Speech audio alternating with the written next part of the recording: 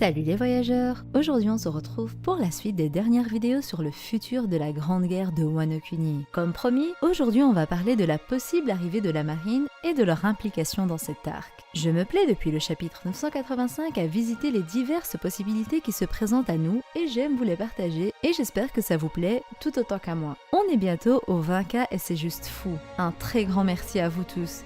Si le contenu de ma chaîne vous plaît, abonnez-vous et activez la cloche avec votre acquis de l'observation pour ne rien rater. Et si la vidéo vous a plu, je compte sur vous et sur votre acquis du likement. Rejoignez-moi sur Instagram et sur TikTok. Oui, je me suis mise sur TikTok, je vous attends dessus, tous les liens seront en description. Commençons sans plus tarder la vidéo. Vous le savez, la situation est actuellement des plus chaotiques et je ne sais vraiment pas comment Oda va s'en sortir. Autant je pense à plein de possibilités et quand je dis plein, c'est au moins une dizaine de possibilités, mais même comme ça me paraît difficile de défaire le danger noué actuellement. Je vous ai déjà parlé de l'arrivée de Shanks, de l'arrivée de Hancock, de la possible arrivée de la flotte concernant les renforts. J'ai déjà évoqué aussi la possible première défaite et fuite de l'Alliance. Leur combat à mort qui va commencer, mais il est important selon moi de parler des possibilités autour de la marine. Durant cet arc, un décor nous a été posé, des mots ont été prononcés. La question se pose alors, est-ce que les actions vont différer des mots ? Vous l'aurez compris, ici je fais écho aux paroles d'Akainu qui, après avoir annoncé à Fujitora l'alliance de Big Mom et de Kaido, a dit que c'était une catastrophe et que la marine ne pouvait pas gérer ça.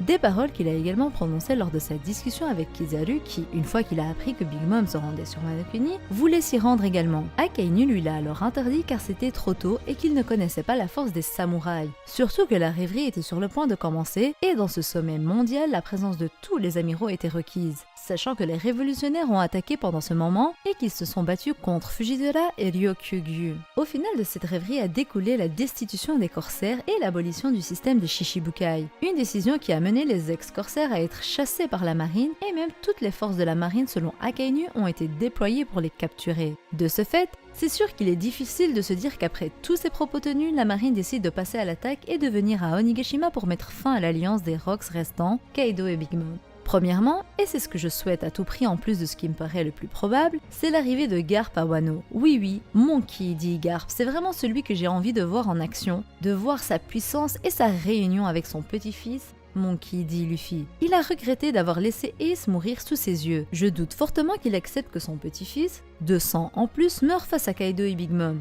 Deux Yonko que Garp connaît particulièrement bien suite aux événements de God Valley. Rappelez-vous, il y a 38 ans, une alliance impensable s'est produite sur God Valley face à Rox D. Shebeck et son équipage, à savoir l'équipage de Goldie Roger et la marine, et principalement Garp. Garp qui a toujours été un vice-amiral et qui s'est vu offrir la proposition d'amiral mais qui a refusé pour ne pas être sous les ordres directs des Tenryubito et pour garder un peu sa liberté. Il est actuellement instructeur et est en charge de l'entraînement de Koby et d'Hermeppo. Et selon moi, il est sans nul doute lié au Sword et plus principalement, il serait à l'origine de ces forces secrètes, accompagné sûrement de Sengoku pour prendre des décisions que la marine elle-même n'aurait pu prendre et ce principalement à cause du gouvernement mondial. Quand on a appris l'existence du Sword, j'ai évoqué la possibilité que Garp en était l'initiateur. Seulement après j'ai vu que Akainu était au courant au chapitre 957 et que Koby en avait été informé à la fin du chapitre 956. De ce fait, j'ai automatiquement lié les deux en disant qu'Akainu était alors à l'origine du Sword. Mais en vous parlant de ma théorie sur la nouvelle de Morgans dans le journal du chapitre 956, j'ai changé d'avis. Pour ceux qui auraient oublié, Morgans, dans le chapitre 956, a sorti un journal avec une double une, un article au verso, seulement un article alors était de trop pour le gouvernement mondial, qui envoyait un ordre de manipulation par l'intermédiaire d'un agent du CP0 pour qu'il ne publie pas un certain article.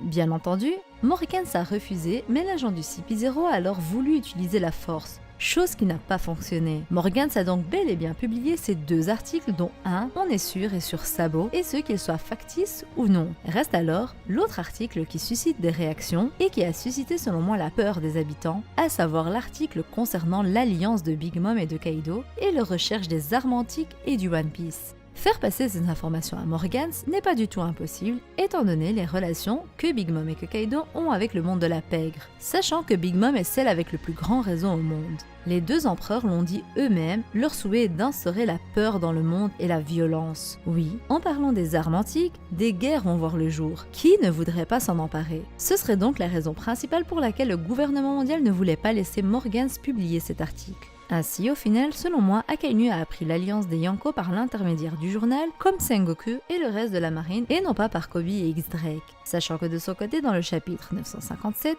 Garp tient un papier en main quand il évoque le nom de Big Mom et Kaido, sous-entendant qu'il a eu cette information sur papier, mais cela n'a pas l'air d'être le journal, à part si la page de l'article a été déchirée. Il se peut également que Kobe ait envoyé cette nouvelle par oiseau voyageur à Garp au lieu d'employer le Dendenmushi pour ne pas être sur écoute. De ce fait, selon moi, Garp, qui était sur l'île des hommes poissons il y a quelques jours après avoir accompagné Neptune et Shirahoshi Hime, va également prendre la route de son côté et venir sur Wano Kuni pour empêcher le chaos qu'il a évité en s'alliant à Roger il y a 38 ans sur God Valley, à savoir la destruction du monde par la violence, la peur et la prise de pouvoir des Rocks. Garp a toujours eu ce lien étroit avec les Rocks et selon moi, et j'en ai parlé dans de nombreuses vidéos, les adversaires de Garp de l'époque n'étaient nul autre que Big Mom et Kaido. Bien évidemment, ils n'étaient pas aussi puissants que maintenant, mais ça ne me choquerait pas qu'à eux deux, ils tenaient tête à Garp qui a fini par les vaincre. Beaucoup avancent que Garp et Roger ont combattu Shebek et personne d'autre comme si c'était officiel alors que non. On sait que Roger s'est battu contre Shebek seulement, on ne sait pas s'il était accompagné ou non. Non, Sengoku n'a pas dit que Roger et Garp se sont battus contre Shebek mais bien contre les Rocks. Et il a bien dit que Shebek était puissant et que si Roger avait attendu un peu plus, il n'aurait pas pu le vaincre. De ce fait, selon moi, il est normal que Roger ait battu Shebek seul. Lui qui était un monstre de puissance, ça m'étonnerait qu'il ait eu besoin de Garp pour vaincre Shebek alors que Garp était aussi son rival et qu'ils étaient, on peut imaginer, de forces égales. Ça voudrait dire que Shebek valait Garp et Roger en même temps, impensable. De ce fait, selon moi, Garp a bel et bien combattu contre Kaido et Big Mom, entre autres bien évidemment, car il ne faut pas oublier Shiki et Barbe Blanche, même s'il y avait Rayleigh et Gaman, ils étaient quand même à leur prime du niveau de Roger, ou du moins ils rivalisaient avec. Selon moi, Garp va venir à Wano Kuni pour finir le travail qu'il n'a pas fini il y a 38 ans. Et il dira à Kobe également de venir faisant partie du Sword. Ainsi, l'alliance de God Valley d'il y a 38 ans va se reproduire durant la Grande Guerre avec une alliance marine-pirate et une alliance entre Kobe et Luffy qui fera écho à l'alliance Garp-Roger. Ce qui revient encore à la théorie que je vous partage depuis toujours, à savoir l'arrivée de Hancock à Wano Kuni, des potentiels renforts qui pourraient changer la donne dans cette bataille effroyable. Mais encore, quoi de mieux qu'un nouvel arc et une bonne grosse guerre pour mettre en avant un nouveau personnage qu'on utilise depuis des années, à savoir l'amiral restant, Ryokugyu, le taureau vert. En effet, cet amiral est nouveau depuis le départ d'Aokiji et la montée en grade d'Akainu. Si on a pu découvrir l'amiral Fujitora dans l'arc de Dressrosa, ce n'est pas le cas du taureau vert qui se fait désirer depuis longtemps et qui pourquoi pas pourrait avoir une place importante dans cet arc. Si Akainu a dit qu'il n'allait pas envoyer ses forces, ce n'est pas pour autant que tout le monde va lui obéir au doigt et à l'œil et attendre sagement la prise de pouvoir des empereurs Kaido et Big Mom. De ce fait, je me dis que Ryokugyu pourrait alors être un rebelle dans l'âme et se rendre sur Wano Kuni après son combat contre Sabo et les autres commandants révolutionnaires, et qu'il aura une autre justice que tous les autres pour l'instant, et que sans problème il décidera de s'allier aux Mugiwara pour vaincre Kaido et Big Mom.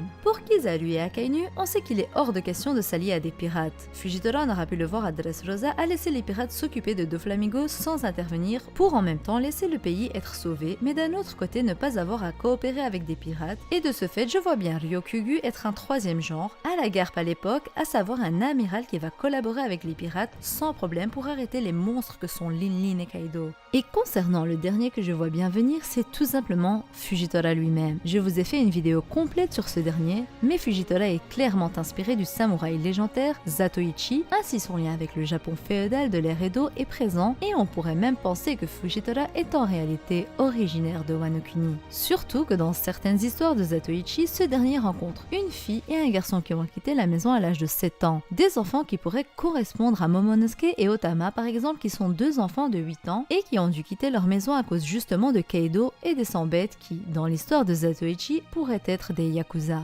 Ainsi, Fujitora voudra protéger ses enfants et le peuple de Wano Kuni grâce à son sens de la justice assez prononcé, et il décidera cette fois de s'allier à Luffy. Et on le sait, Fujitora n'écoute pas Akainu même si c'est son supérieur, car il a sa propre conception de la justice. On se rappelle tous qu'Akainu avait interdit à Fujitora de remettre les pieds dans un QG de la marine tant qu'il n'avait pas capturé Law et Luffy, qu'il a laissé s'échapper. De ce fait, on pourrait se dire qu'en même temps, en allant à Wano Kuni, il utilisera cette excuse qui est de poursuivre ses pirates pour justifier sa prise de position à Wano Kuni. Sa présence ne sera que bénéfique, même si pas suffisante pour vaincre un Yonko bien évidemment. Et concernant Kizaru, je le vois moins venir à Wano Kuni même s'il était le premier à vouloir s'y rendre. Il est quelqu'un qui écoute les ordres de ses supérieurs et je ne le vois pas défier Akainu et se rendre à Wano Kuni pour se battre contre les Yonko et en plus à côté de ceux qu'il a chassés une fois, les Mugiwara. Comme je vous l'ai dit, mon souhait ultime ce serait de voir Garp venir à Wano Kuni. Je vous ai d'ailleurs fait une vidéo complète sur lui si ça vous intéresse d'aller la voir. Voir petit-fils et grand-père se battre ensemble ce serait trop beau, peut-être trop beau pour être vrai. En parlant de marine, il ne faudrait pas oublier X-Drake qui est un infiltré dans la piraterie mais qui est en réalité un soldat de la marine et qu'il fait également partie du SWORD. Sa trahison contre Kaido ne fait aucun doute. Ainsi, X-Drake s'alliera aux Mugiwara mais attendrait quand même le bon moment parce qu'il ne faudrait pas que son infiltration soit découverte si c'est pour au final ne pas battre Kaido. De ce fait, le personnage de X-Drake selon moi fonctionne comme celui de Hawkins, à savoir avec les probabilités. X-Drake retournera sa veste que quand il verra que le moment pour le faire est opportun et c'est le plus intelligent à faire. Ça ne me choquerait pas d'ailleurs qu'il ait déjà ficelé un plan avec Law quand il l'a libéré des mains de Hawkins si c'est bien lui qui l'a sauvé. Voilà, c'était tout pour moi et j'espère que la vidéo vous aura plu. Si c'est le cas, n'hésitez pas à la liker avec votre acquis du likement. Et surtout, abonnez-vous si ce n'est pas encore fait. Direction les 20K. Et puis, rejoignez-moi sur Instagram. Sur ce, je vous dis à la prochaine et d'ici là, portez-vous bien. Bye!